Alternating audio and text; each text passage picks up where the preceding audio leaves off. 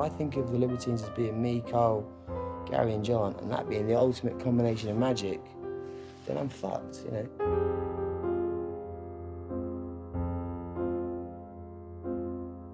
For me, I can only think of it as one of the very few opportunities I've had in my life to pretty much perfectly express myself.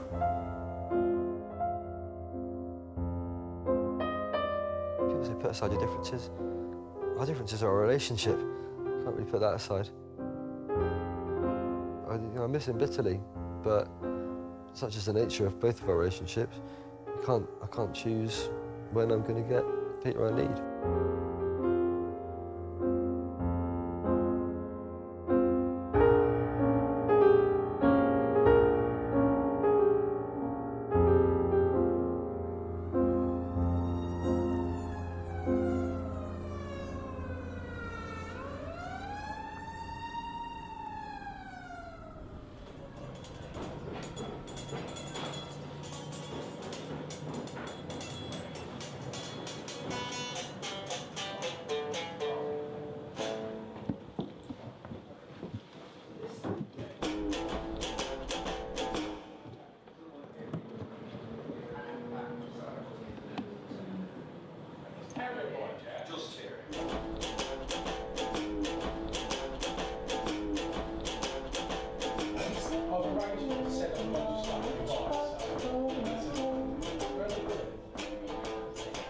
People might say, is there another record in the offing? Well, that's normal. That's normal. We want that.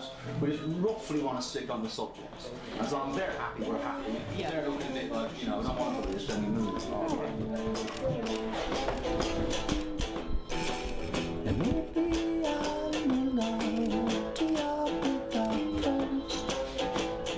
What we've said to all members of the band is that if they want to do things individually afterwards, then they're free to do it. And if they don't want to, then they're happy.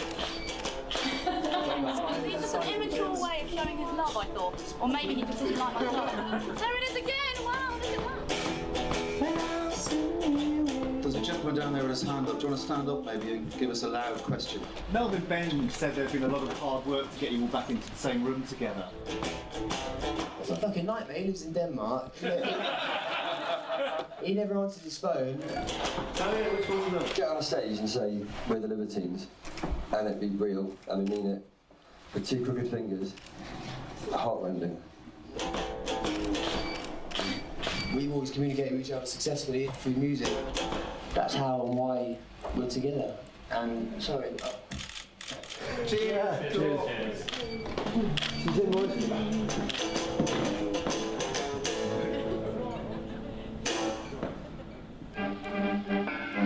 You don't know who you're looking at, now just you look at me. I'm a bit of a knob, I am belong to royalty. I'll tell you how it got about, I married widow Birch. I was king of England when we trotted out to church. Outside the people started shouting in hooray. Said I go down upon your knees, it's coronation day. I'm Henry the Eighth, I am. Henry the Eighth, I am. I got married to the widow next door. She'd been married 7 times before. Everyone was a Henry. She wouldn't have a Willie or a Sam. I'm a race old man named Henry. Henry the Eighth, I am. It was nerve-wracking, but then I knew that what we had to do was easy, because what we had to do was ingrained in my body, and this is what we'd done so much before, and what I was meant to do was all there. I was excited. It's called a Smithies. That was the next street up, Mead Street. And it's the next street up from Field Street. I missed the boys, I missed all the boys really. You know, I missed Pete dearly, and I look forward to that relationship which can only exist with us in that situation. If we don't, all 4 of us pace ourselves throughout these gigs, Yeah, I agree. It's going to be mental. Last night we could fucking let loose. I hadn't actually seen the guys in the band for quite a few years, probably 2-3 years, let alone played music with them. Everything all right there, Gal? Yeah, everything's Looking a little bit rough there, Gary. Just feeling a little tired. I was happier to see Pete, Carl and Jan, just to see them, than I was at that point in time to be considering performing shows. Everything off, show my luck. How dare you? I didn't get right.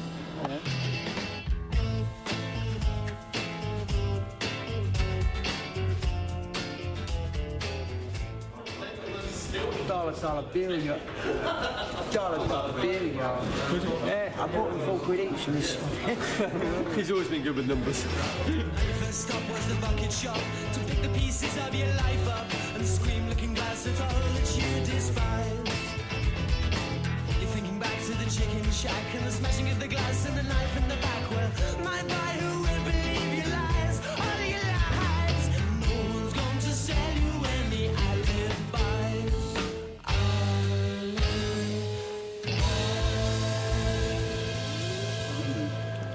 You know, it was an immense occasion. Carl bought a round of drinks.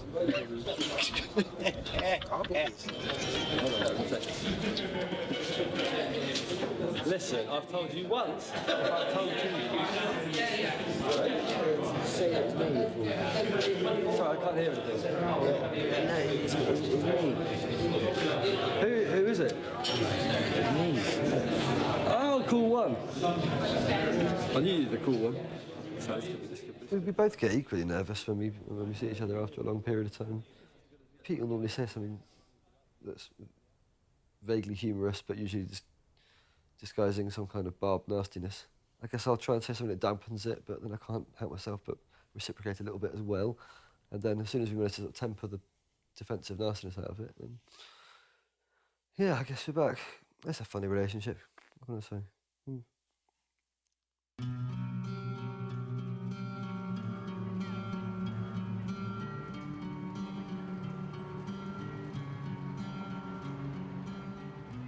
We first met when I was at Brunel. I didn't do a great deal of studying, and I was best friends with his sister, Amy Jo. She had this brother who, a bit of a face back home in this small town, was sort of aspiring poet, wanted to learn guitar.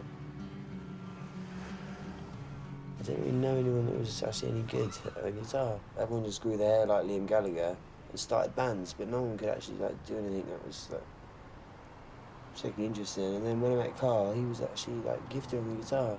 I literally used to sit at his feet, and I was hungry for knowledge. I wanted to know how he did that, how he did this. The Doughertys have got a special gift for painting people in a very beautiful, slightly romanticised and exaggerated light.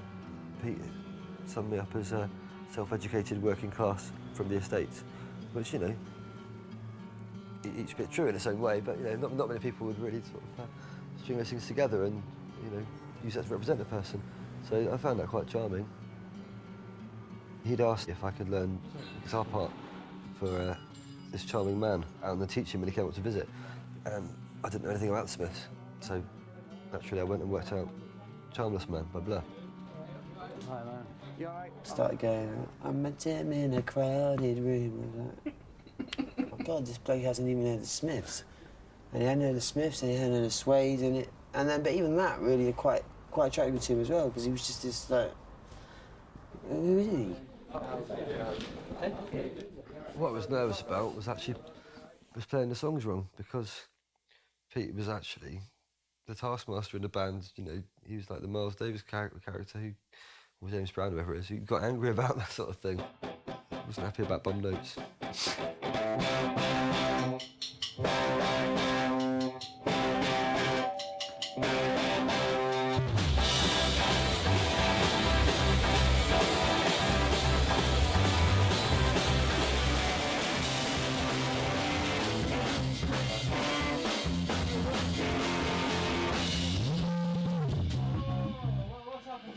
You're playing wrong chord.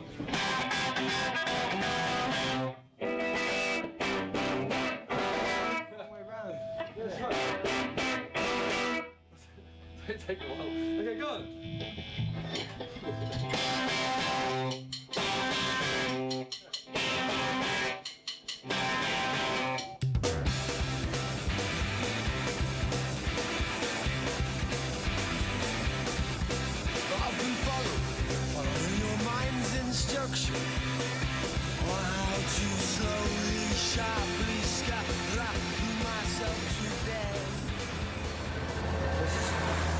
489 Holloway Road.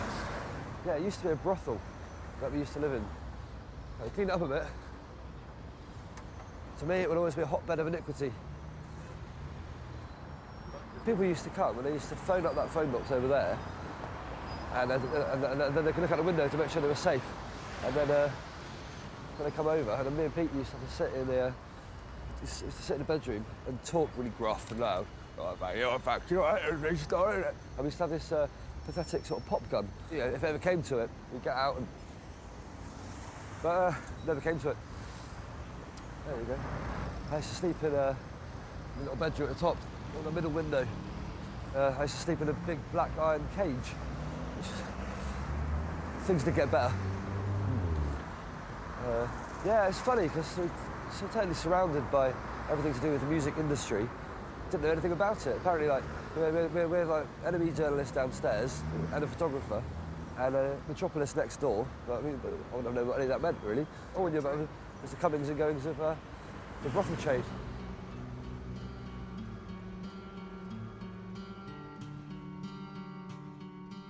It was always a certain thing would happen that would change everything. Like, I spent so many years behind barbed wire, and you know, literally regimented, that when I'd, you know, get a fleeting chance to experience just liberty, just being able to be myself and go where I wanted, when I wanted, it was, I think I just stood up one day in class and walked out the class and just kept walking.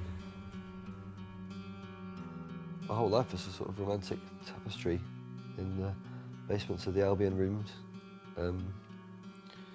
Just us and our little sort of island of Bohemian dreams.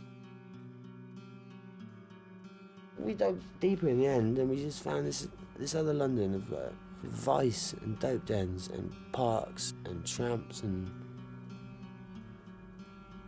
we both were really desperate to get out of, you know, the only England we'd ever been presented with, you know.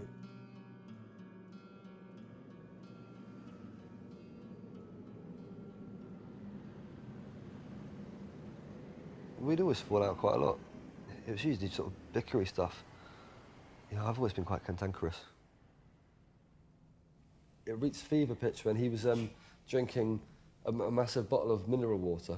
At the time, I found that very poncy that he was like mineral water. But his parents had brought it from Germany, and he was drinking it, slagging me off, sort of like leaning against a cooker.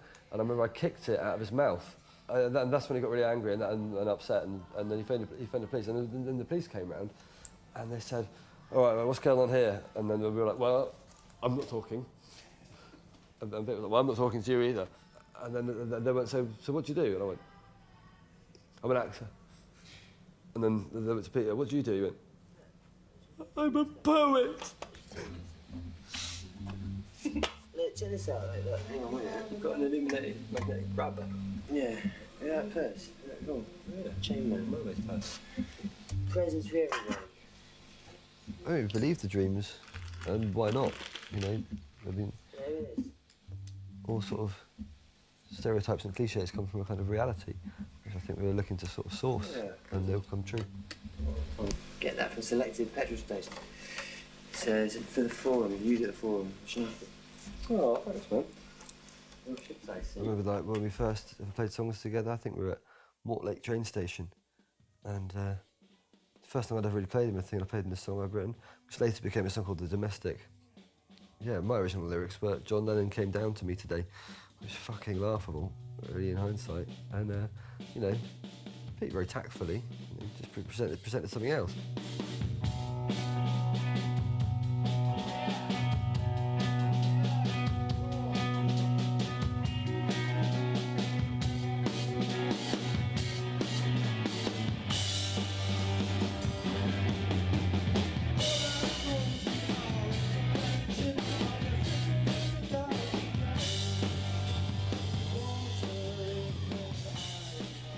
Things that he was reading about in books and dipping his toe into the water, but not really expressing himself. Just, it sounds a bit daft, but just, you know, poetry and poetry being an expression of the soul, and and it not just being on the page, you know, as you're living your life, but like following your dream.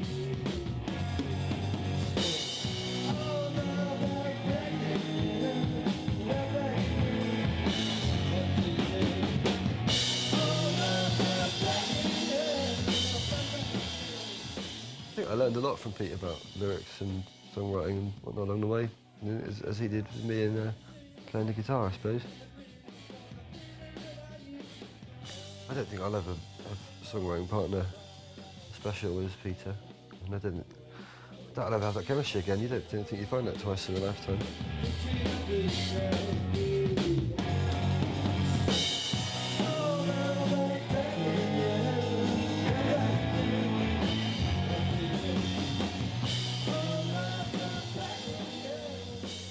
When a strong idea comes out of him in one go, I'm normally left just like adding literally one line. Like France or Narcissus, things like that. I just literally add a line or play a bit of guitar part. And he just pick up the guitar and or ba ba ba ba ba ba, and it just comes out like that.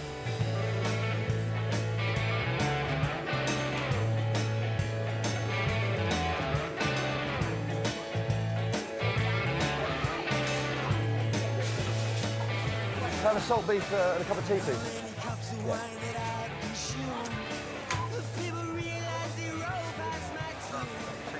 Oh, no problem. Thanks, man. I love your solo. Oh, cheers, man. Thank you very much. Thank you very much. Can we have egg mayonnaise? Yeah, but there's more stuff to add. No, is someone serving you? Someone did take my order, yeah. I'd stay with them, darling. Next one, please. Thanks for life.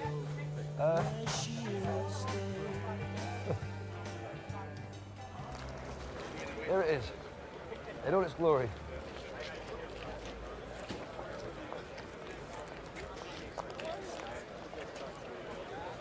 It's a funny thing about this whole area. I mean, not so much Brick Lane, but Shoreditch itself. I mean, it was rough as arse back in the day, and I think about artists come out and they find the skanky area and the community develops, and I guess that's how Shoreditch started. And I think at the very heart of that was the Foundry. Me and Pete used to have a night there called Arcadia at the Foundry, and it used to be just like random artists, but like proper artists. Used to like, have little happenings, you know, just like let off dynamite and stuff in the old bank vault downstairs, and just like drink absinthe and all that lot. I used to play the piano while the poetry was going on, but literally like this. It was all, you know, we knew it was a blag. We used to get free Guinness, and then it got commercial and became what it is now. It's just like unrecognisable. Now they've evicted the people who sell the Foundry, so like they basically cut out their own heart. But it's just so typical. I mean, like, responsible for this whole area and everything that happened. Yeah, and it's so unceremoniously just got surgically removed. Well, that's a shame.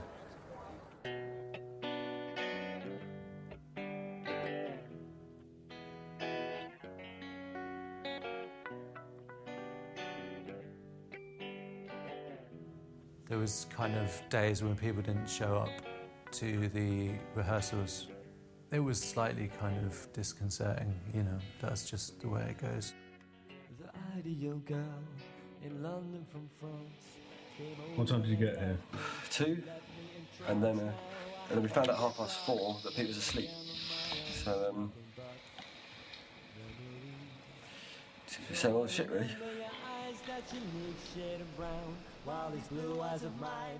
The first like resurgence of, you know, my paranoid, like, hopeless state, which normally comes after 4 days up when I can't get to the rehearsal, you know? And back in the day, that would have been like, that would have just gone on without me. But now, it was different. It was like, oh, you can't make the rehearsal?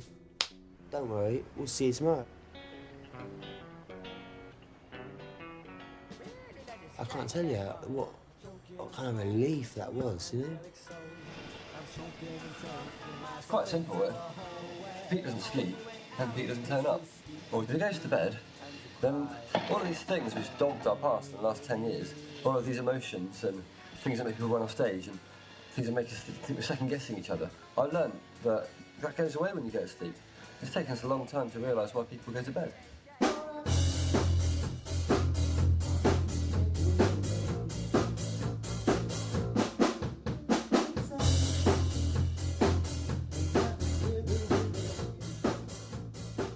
used to drink in Camden, the Dublin Castle and the Mixer. There was a guy down there called Scarborough Steve, and he said, John, you gotta meet these guys called Pete and Carl, I'm in a band with them. This was a very tall guy in the garden stroking my cat, and it was Pete. And he introduced himself, and then later Carl came down and we were just jamming with the guitars. I think that's kind of what sold it to them, was that Scarborough Steve had told them that I had a lot of guitars.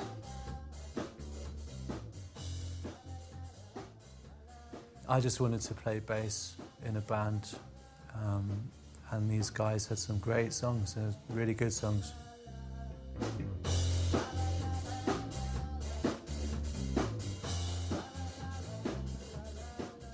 Normally, when I join a band, you sort of vacillate for months on end before you do anything. A couple of days after I met them, we played our first gig in a basement. And then Pete was like, okay, we're going to record. And I was like, wow, okay. You put your love upon me, though I was but poor. Bunny Pucci was she was our first manager. I mean, our first serious manager. She's the one who managed The Libertines in the old days when we'd play around little pubs and clubs and lug our amps on the 134. When Banny found us, we were these romantic, troubadour-esque, living totally hand-to-mouth. We were living in adventure, with a firm belief that with our passion and pretty melodies and song and conviction, then we'd be able to conquer and do what we did for our people. Watch out for those foreign girls. They never seem to make mistakes. After a while, things just started to fall apart. Pete was always very flighty, and I was kind of flighty with him, really. The drummer and the bass player eventually just got sick of, you know, they'd found a gig, we didn't come, we found a gig, we said, be there now. And then we sort of split up. And Pete and I, obviously, what was the point of us splitting up? Then we realised that we weren't going to get by just singing sweet lullabies and meadows. We did have a lot of all the anger and everything, you know. That's like, personally, I tried to sort of hide that from the music we did. I just guess we realised that, open the floodgates and say it how it is, really.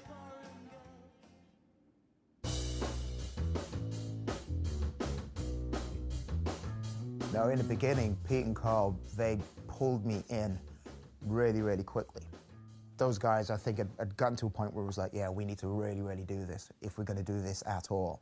And if we are going to do this with me, Gary, then he needs to be involved as much as possible. I kept on, like, just overemphasizing the point, we need to get a bass player, we need to get a bass player. And I can't remember either one of them said, well, we could get John Dale bass player. And I said, just do it.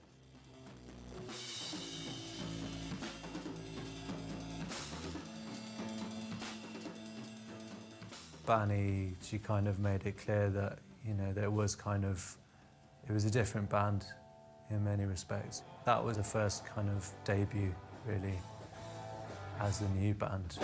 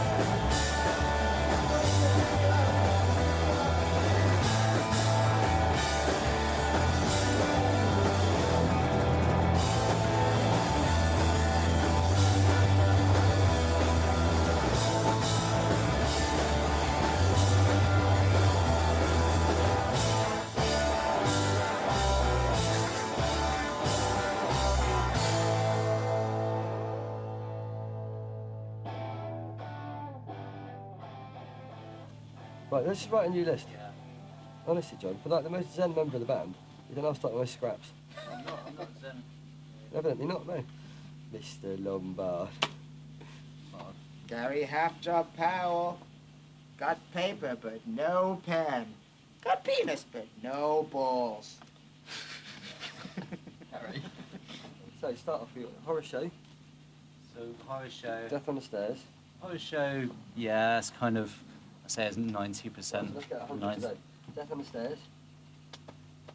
Okay. Don't Look Back. Don't Look Back, we haven't done that. Did it once. So, Alright, Don't Look Back. well, make your mind up, John. Why are you putting the stats down? I've got no idea, because we play them once or twice. We could play them again once afterwards, there's no and point it would be genius. There's no point and then we could play them again afterwards, and it might be really, make your mind really up. What do you want to do? Just write it totally down. reversed yourself. Chillax. What did you want to do beforehand? You're like, well, why make it this? Let's just play stuff, try new stuff. And now we're saying that we can't do this stuff because we don't know it yet. I don't understand your reactions. Well, it just doesn't seem very libertine, you know what I mean? No one got it right, no one got it wrong. Live outside your head, live inside a song. It all did happen pretty quickly. James Endicott was the guy that we wanted to pin down for a while, you know. And, was waiting for him to return our calls and phone the band if there's any news. Because it really was, we really just did want to get signed to Rough Trade. That was what we called Plan A. Plan B was to sign to this little label called High Society, which was like a Hoxton sort of label. I don't think it had any bands in it, apart from the White Sport maybe. And Pete was really wanting to go with Plan B.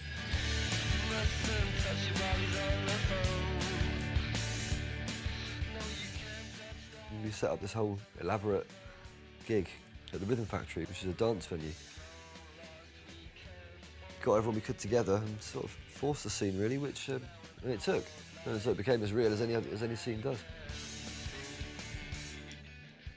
Fanny was very sweet about things in a memorable way. I remember she got when we first got James Endicott to come and listen to the studio.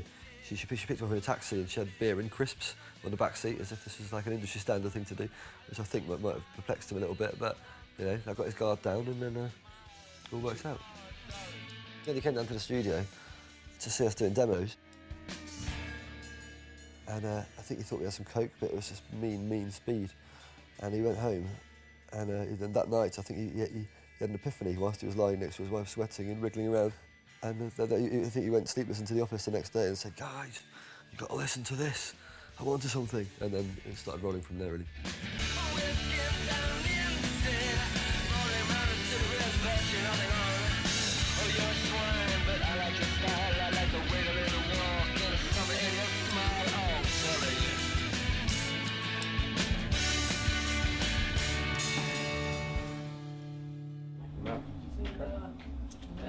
Up to you.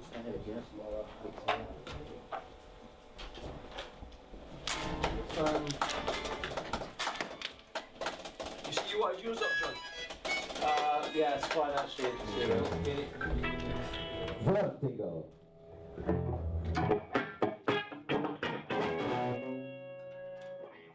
This time around there was a bit more of an open feeling, like trying to enjoy playing the music at the same time as trying to worry about what it was sounding like. Until the end there, make sure you put everyone locked in there. Don't change until you get everyone's attention. You know you're going to change, because that's the whole point of coming in on that, is that we'll do it together. Can you give us a shout as well, guys? Yeah. You know what I mean? Yeah. Just me and John. Trying to work out the riff to Campaign of Hate, I was really annoying myself. And then suddenly I felt really embarrassed in front of everyone, like thinking, what the fuck am I doing? And then John was kind of hinting at the fact that, well, maybe Carl should play the riff, and that really threw me. I'll do Pete's part then. Yeah, I'll do Pete's part. What was it? I was confused now. You go, Mama. Yeah. Mama. I'll know how to do it when we start playing, John, I promise you. All right, just I'll for you. do Pete's. Okay, just for you.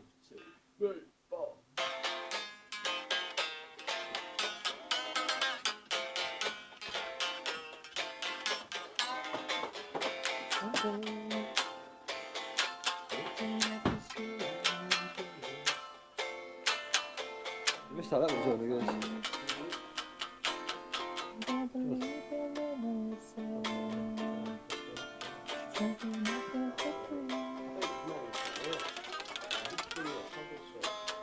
Yeah, oh shit, I missed out that bit, isn't it? Yeah. Then you go like this. It's quite important bit. And then it goes. Oh yeah. No, it doesn't do that. It goes, instead of doing that, when it goes to the G, it goes. And then it goes. Does that bend? Yeah, on the 6th fret. And then it goes up, bend on the 10th fret. A bend on the 10th fret. Oh, yeah. Yeah. And then what? And then it goes back to the campaign. Oh, really? Okay.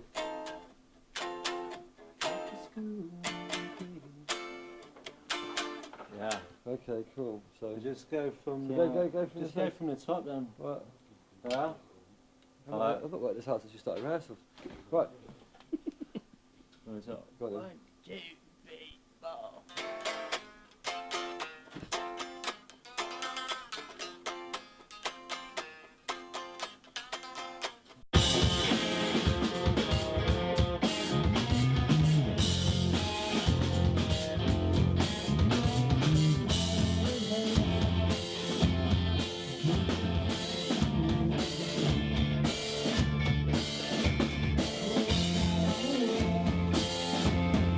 Must be what you wrote, what you write, and you swore that you'd swear to remember why you came. Not to play, follow the leader, no. Pockets dressing like Even Teesdale Street's gone up in the world. They knocked down all these flats that were here, and they built them. And those kids, they were babies.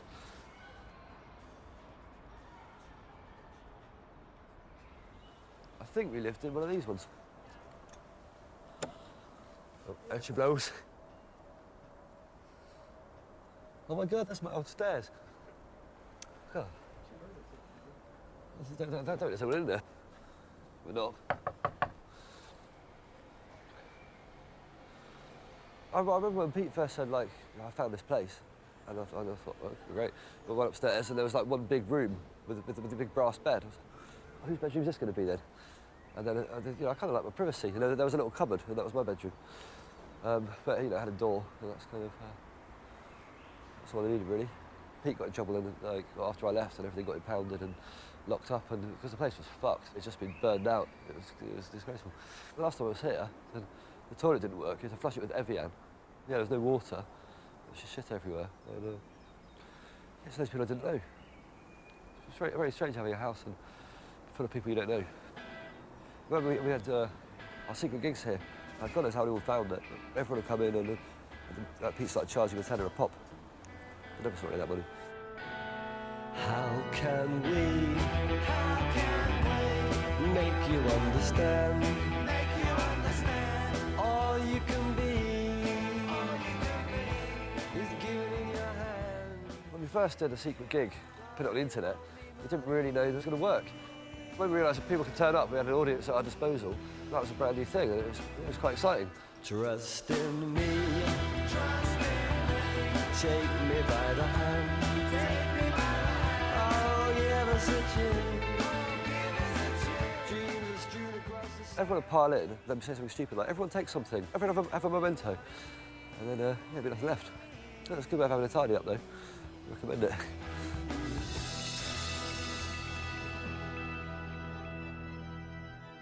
She's got the double vibe. The double vibe. Kansas City. Hey, smash it. Stop it, John.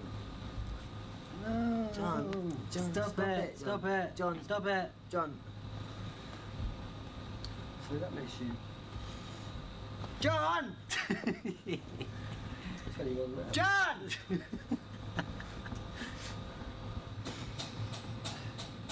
Have you got most A-levels? Huh? Where? Give it to the master. Yeah, come on, A-level boy. Okay. Way! That's how you get your power, boys. I did all the work on that. Hang on, that better not be in my fucking tea.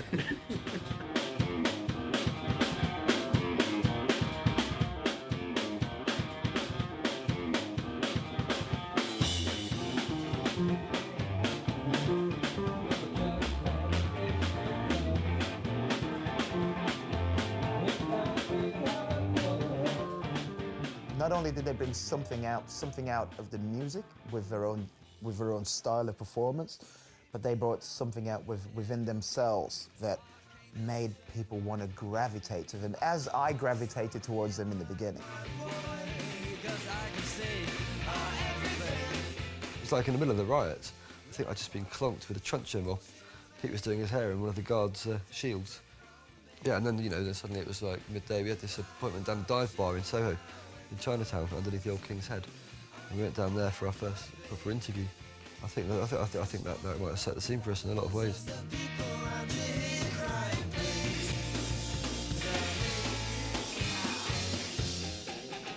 When you're being represented by a media, you learn pretty quickly that what you want to portray is 9 times out of 10 not what's going to come across. But in the first NME feature we did for that cover, it seemed like everything that I'd have wanted noted was, without making it obvious, was put down. Just walking up the ladders as the people around you hear you crying, please. We were running on a very, very tight budget with one tour manager who was a sound engineer, who loaded in, who loaded out, to get us up in the morning to make sure that we could get to the next gig. Had to do absolutely everything. In order for that person to do the job as succinctly as they possibly could do, they were running towards a schedule. Pete and Carl were just like, I don't give a damn about your schedule. I'm staying up all night long, and there's not a damn thing you can do about it.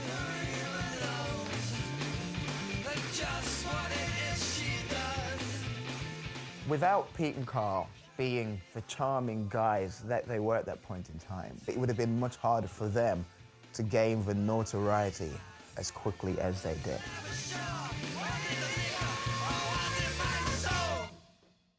I was always on the make in some way. I don't know what it was, but we were fame hungry, definitely. That's what we wanted, and that drove us. It's kind of begrudgingly and slightly naff to be accepting things on the strength of notoriety. I guess it's like being the owner of a vaguely famous face. It does have its moments, I suppose.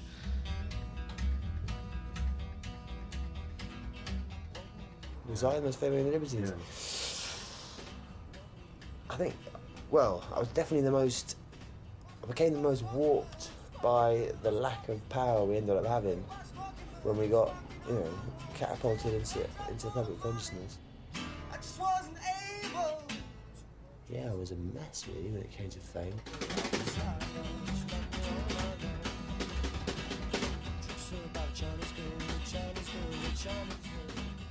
There was a funny switch in the album rooms when I used to get really wrecked, and I used to want to go out every night. I just loved to drink, and we just discovered Charlie, and we just had a load of money, so we got an endless source of that. And I'd go out and I'd go and find all the sort of movers and shakers, for want of a better word. That's funny. I remember one night I brought the Cooper Temple Clause home. I wanted to show off what we had, and I was proud of Pete. I love Pete. I wanted to show him off as well. And he was really annoyed. I brought people back. He said, what, we should just be at home writing songs. But I kind of felt I betrayed him a bit. Pete was kind of frustrated that not enough people were kind of really taking responsibility for the band. And he was out on his own, really, in many respects. And I think it's frustrating for him, and I think he probably felt kind of isolated by that. It wasn't long after that then the drug thing started to really hit. The smack and the crack thing and that way of life, and sort of there's very little to romanticise about those drugs for me, but I guess there is something, and he started to take that path, and I just kind of thought, well, shouldn't we be here writing songs without all these fucking ghoulish people? It always felt like a sort of rent an audience. People just find different things. And, addictions are ways of life, aren't they? It takes years before you realise they are addictions, if you ever do, if indeed they are. But, not only did I not want to do those things, and I just didn't like them. I tried. I tried to do it to be closer to Peter on numerous occasions. I mean, I always said that to him all along about everything, even about drugs. I said all he has to do is say, you know, pack it in, and I would. He never actually bothered to say that. He just didn't talk to me. And I think he found a new love and a new light and a new adventure in that life and those people, and he was probably very heartbroken that I didn't want to join him. I said even then, I never made any secret of it, you know, especially with heroin. It's not an adventure, it's not exciting, because it's a story that's already been written 1,000 times. It's fucking boring. It's like, it's got two endings. One is a lifelong dull as fuck battle, where you're going to end up the shell of a man, and the other one is just a really shit, untimely, selfish death. And that's a pretty hard thing to point out, you know, when especially when you're off your face on coke. It's not, you know, it doesn't help. But yeah. You're impossible, and it's just like he's in another world. He doesn't see the danger on show. That rewind the blood jokes of bloody in the hole. It's just like she's in another world, you know, the suited children, oh no. She never get close. We'd made everything just perfect. Everything just was, in my mind, you know, we were rolling, and he just wanted to sack John and Gary before a gig, and it just made no sense, really. I never wanted to be fired, but if it was going to happen, when I kind of knew why, I kind of figured that out, and there wasn't any point in me getting pissed off, because that was the bed that I put myself into. I don't feel like I was kind of blameless for what happened, you know. There was always that kind of division between, you know, in a way, between the four of us. And obviously it didn't feel very good. Time moves on. I mean, there was a reason that happened at the point in time, whereas now, obviously, you know, we've moved on. Hello? Operator. Well, no, I thought we were going to put those 3 tickets, skippily ones together. Also, we're going to have 2 completely different sets, aren't we? For the forum and for the festivals. Not necessarily. Well, yeah, necessarily. The forum, there's no curfew, there's no set amount of time. We can play the but it's a warm-up for the festival, isn't it? So no, it's not. It's not a warm-up for the festival. We'll tell you what we could do. We could write them out, all the songs, pick all the songs that we're doing, write them out and put them on the floor and jumble them about. You get 2 the same and you get another go. Like Tazos. Okay. Yeah, we do it like whatever song sounds most similar, that counts as a double. Like, There You Go sounds quite similar to Horror Show. Yeah, that would count as a double. So which one did miss out of the bracket? This is a fucking waste of time then, isn't it? It was not. I think we should still keep them both. No, because it might not work.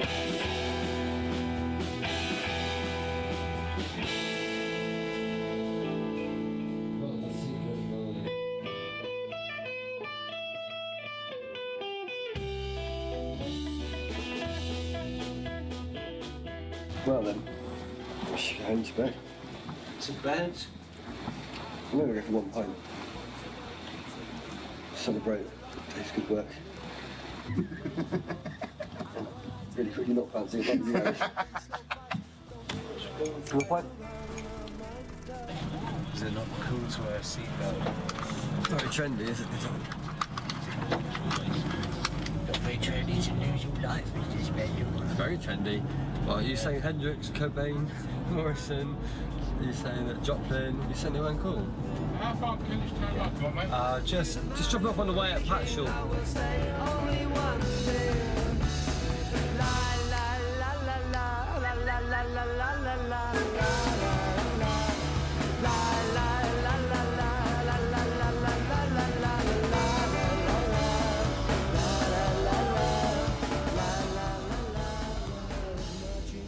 You know, like, Libertines is like a big powder keg with a very short fuse.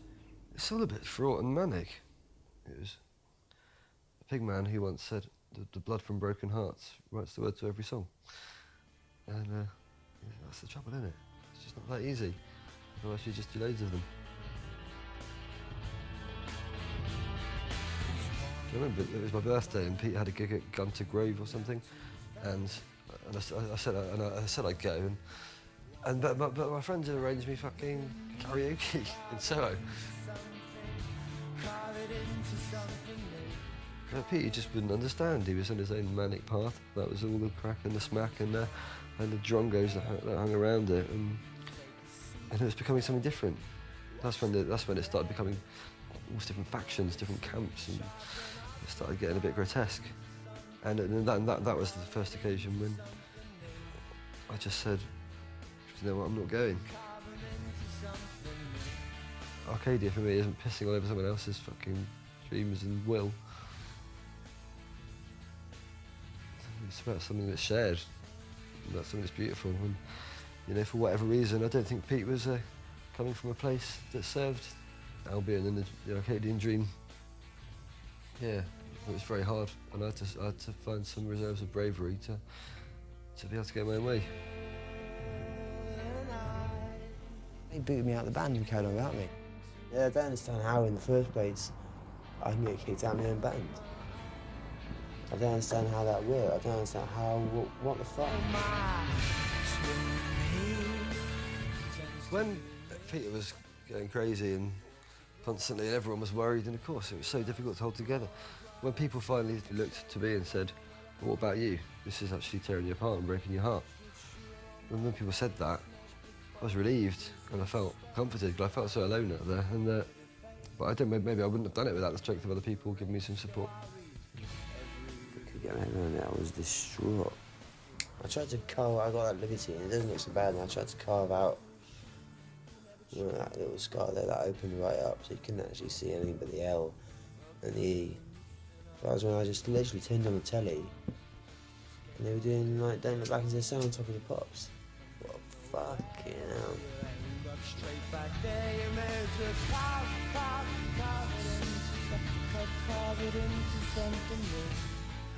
Retrospectively, I wouldn't have done anything differently, because I always acted as true to who I was.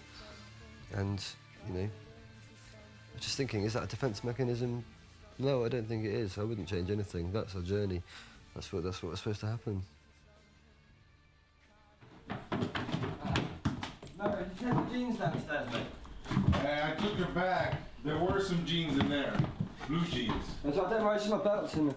Right, we better get going. I just slipped that on the staircase. You what? I left it on the staircase.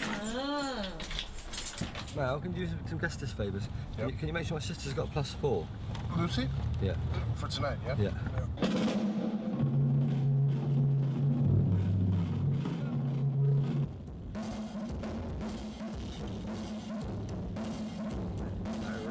How are you doing? Good, good. I was just checking your names for tonight, actually. Loz, Butty, Hussy, L-O-Z, Hussy, Samira, and Samira, Cherry. Are you reading out your little black book?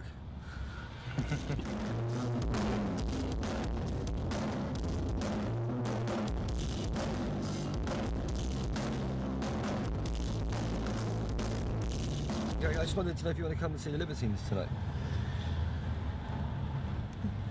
Kentish Town Forum. Kentish Town Forum. I'll send you a text right away. Okay, wicked. All right, cheers. See ya. Take a bye. Bye.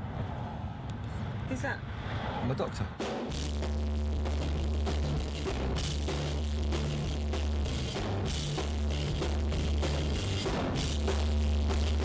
Hi, Kelly.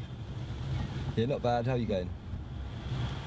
Yeah. I'm just doing a panic guestess check now because I've neglected to do that. But I'll see you tomorrow, all right? Take care. See you. Cheers. Bye. Right. Have I been rehearsing a lot? Let's have that chat right now. Oh, it's a bit nerve-wracking, all this. Yeah.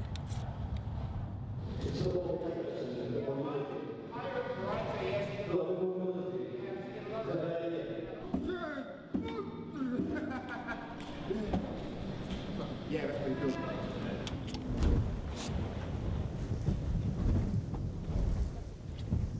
I'm Mario.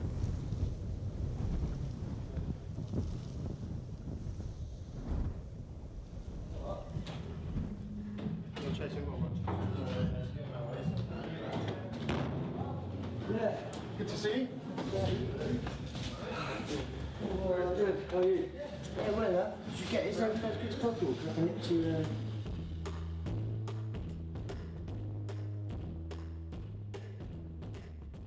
There was so little preparation going into it. I had to work even harder to make sure that I was really mentally prepared. I close myself down and I think about the music. And then I put myself in the zone of being in the band with the guys.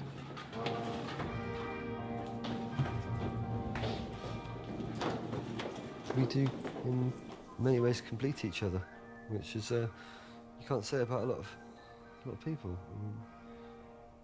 It comes at a price, but when it happens, it's just purer than anything else. When we got up on stage, just to rehearse, it was like nothing else. It was like we hadn't dropped a beat.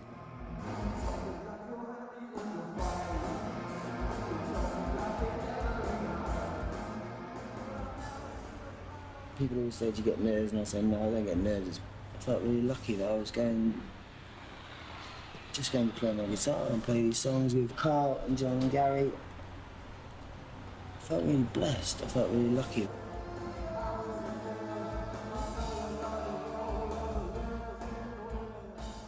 One of the really great things about doing these concerts was that actually it was kind of an opportunity to revisit the band and kind of try and create something, a better ending for it.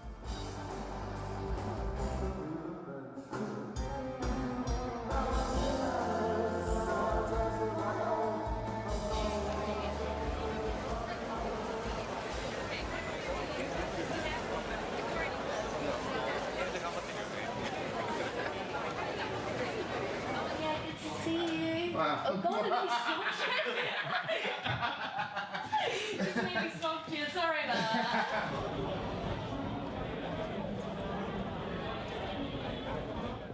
G A. Is it? Oh, what is it? Oh, it's. I think it's E A C sharp right now. B A A.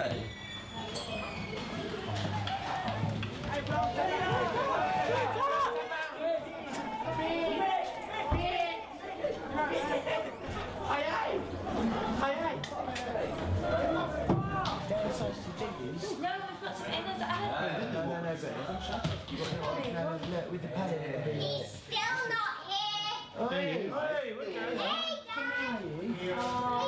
Hey, Dad. Where have you been all my life? Where you been? I'm looking for you. Looking for you.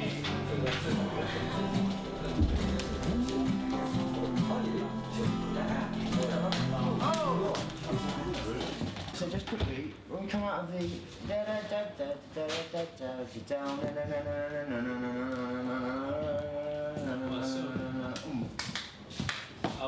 next weekend, the boys have got 170,000 people to play in front of. So tonight, for you, the Libertines are going to play. They're on in 10 minutes, and we challenge you to make as much noise as Reading and Leeds will, okay?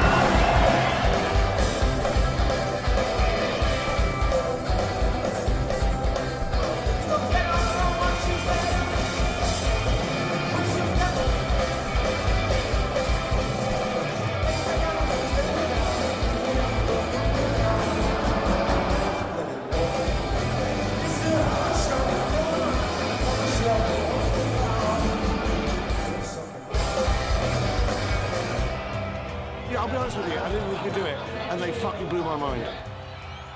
The Libertines tonight was orgasmic, it was seismic, it was cataclysmic.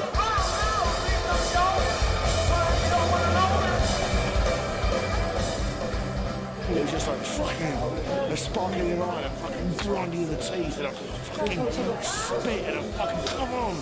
It was like that. Come on.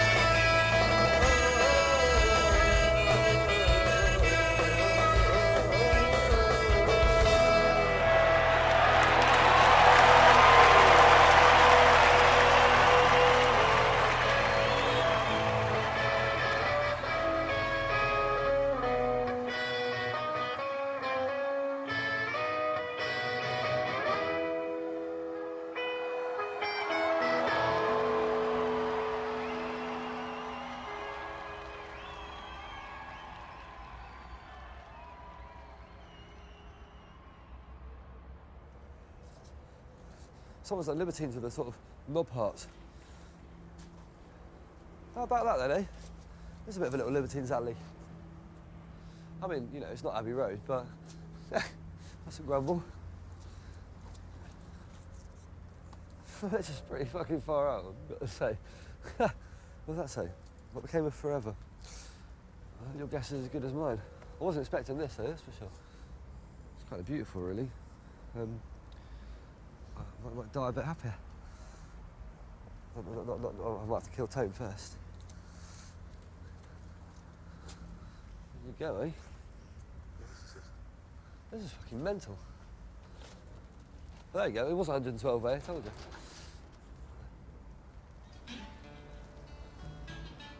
you. It has kind of knocked me sideways a bit, seeing all this, like. Yeah, I mean, it just reminds me that it means a lot to a lot of people. How do you go forth to all of that?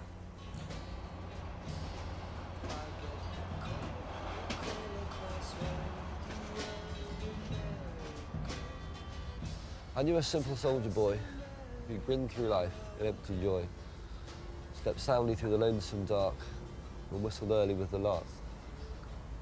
From winter trenches, cowed and glum, crumps and lice and lack of rum, he put a bullet through his brain, and no one spoke of him again. You smug-faced crowds with kindling eye who cheer when soldier boys march by. Sneak home and pray you'll never know the hell where youth and laughter go. Well, that was Wilfred Owen and Secret Too Soon, but hey, just to bring that back and have it on a wall in East London is, that's quite moving. And fucking, of course. All across Africa, China, Australia, I will call you down to New Mexico, New Brighton, and Tokyo, I will call. If call we must do to take my love,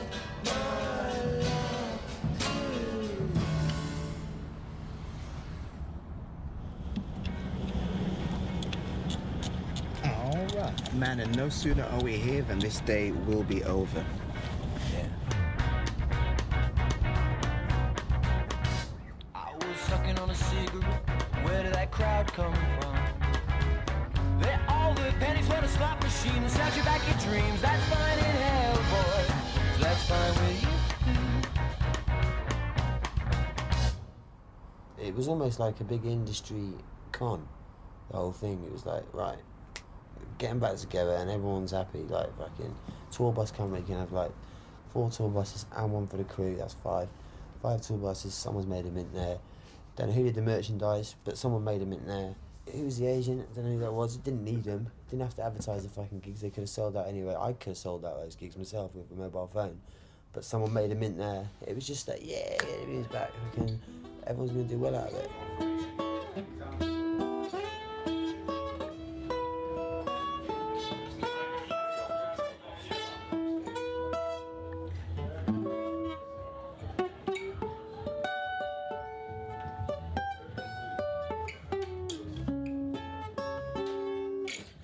I'm going to go now and walk up to the stage. So. All right, good luck.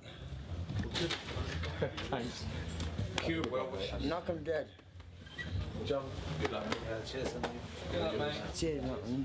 Come on. Cheers. Cool, man. Joy. Nice one, man.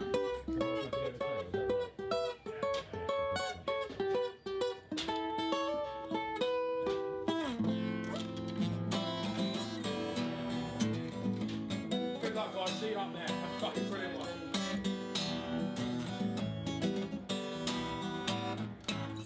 Shit, I need to piss again.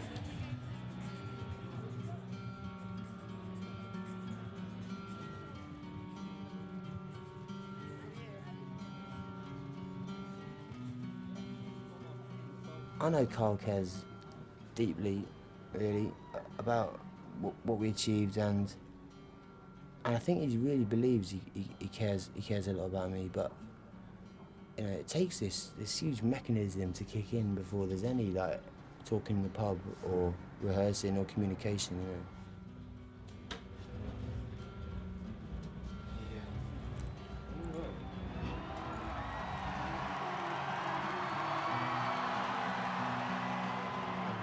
It's impossible to hang out with Pete.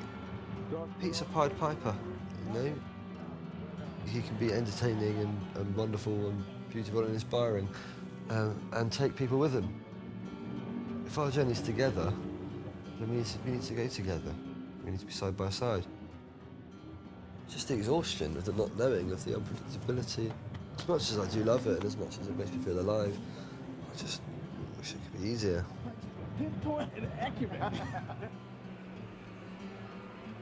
It's not like that with most of the people I've been in bands with. With Carl it is, and you know, I don't know why. He doesn't trust me, and he hasn't trusted me for a long time. And as far as I can tell, it's too late to do anything about it. I opted out of dying at 27 for a reason, really. I think not to accept that is just going to cause disaster.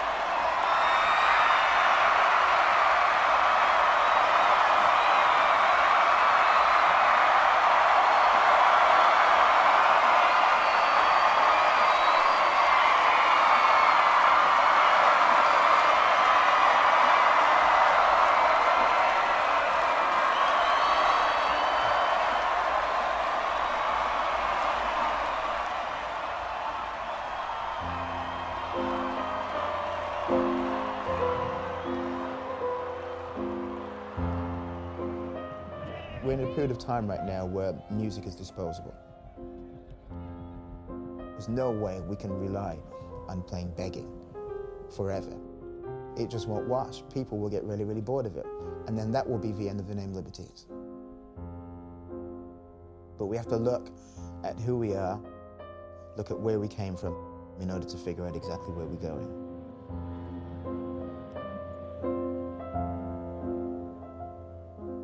I don't feel like a kind of a jilted lover in the fact that he doesn't want to spend time and write songs, because he never did. I'd be very conscious of wanting to give him something that they'd be inspired by or want to contribute to, you know? It's almost like I've never written a song with him before, to be honest. You know, the person he is now. I think a lot of it really just boils down to Carl. I think me, Gary and John are quite pliable, quite easily manipulated, like, you know, and we're up for, I think we're pretty much up for doing anything, any time as the Libertines now. It's really down to Carl.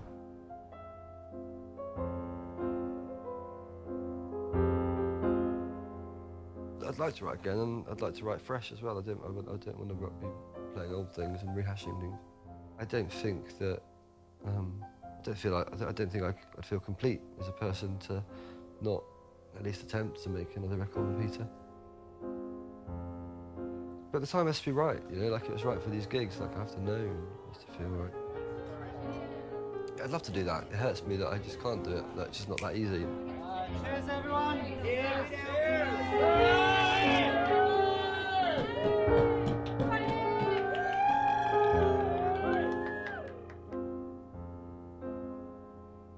The Libertines reunion for me was a chance to be back with heroes.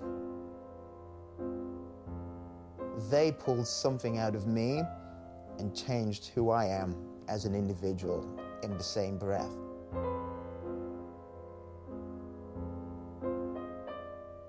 I think the greatest achievement was that we managed to overcome our differences for these shows, and that we can be friends again after all this shit. I think that's a great achievement.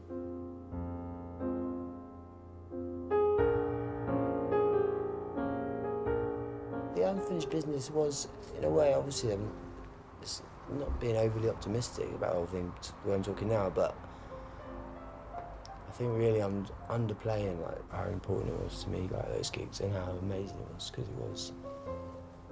You know, it doesn't really matter what anyone else thinks, because I could see he was genuinely enjoying it. It was really important for me to feel like he could just be happy to be in a band with me. And, like,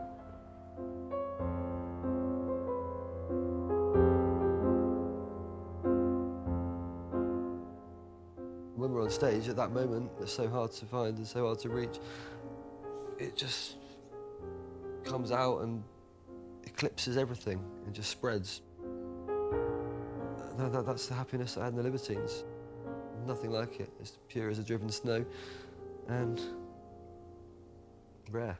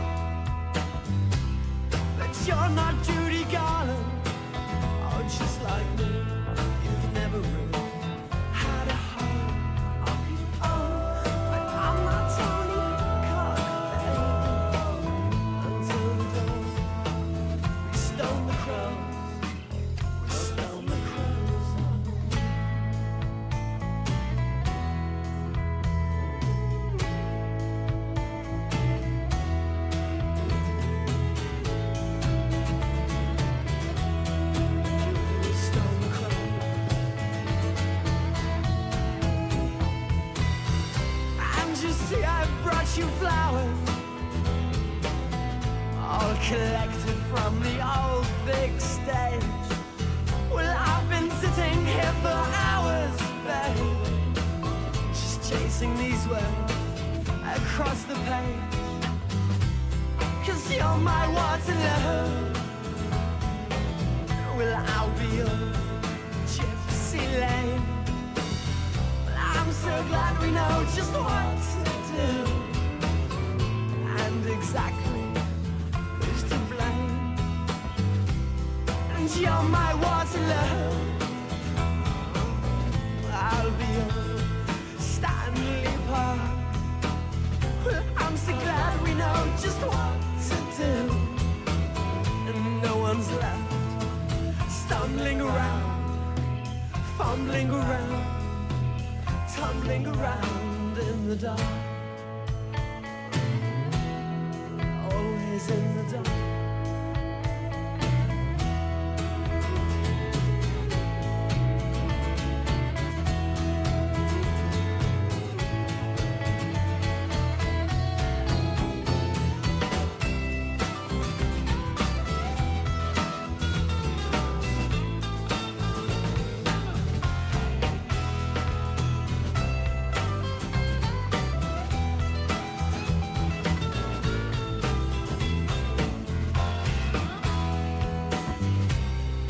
You're my Waterloo.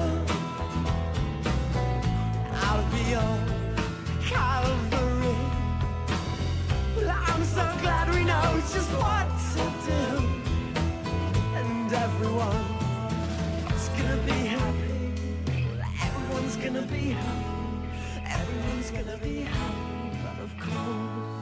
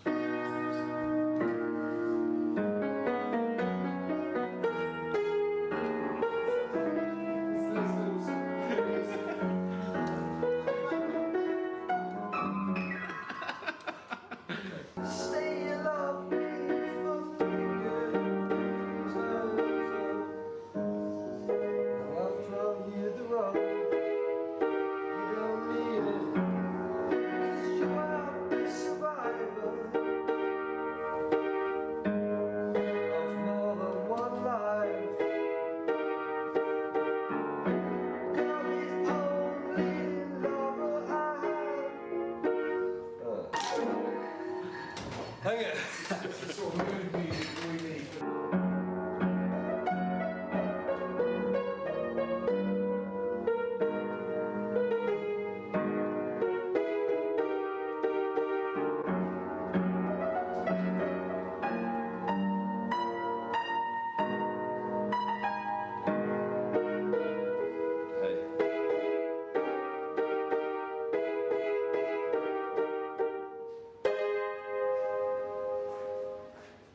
You did well there, Carlos, considering that's quite an oldie.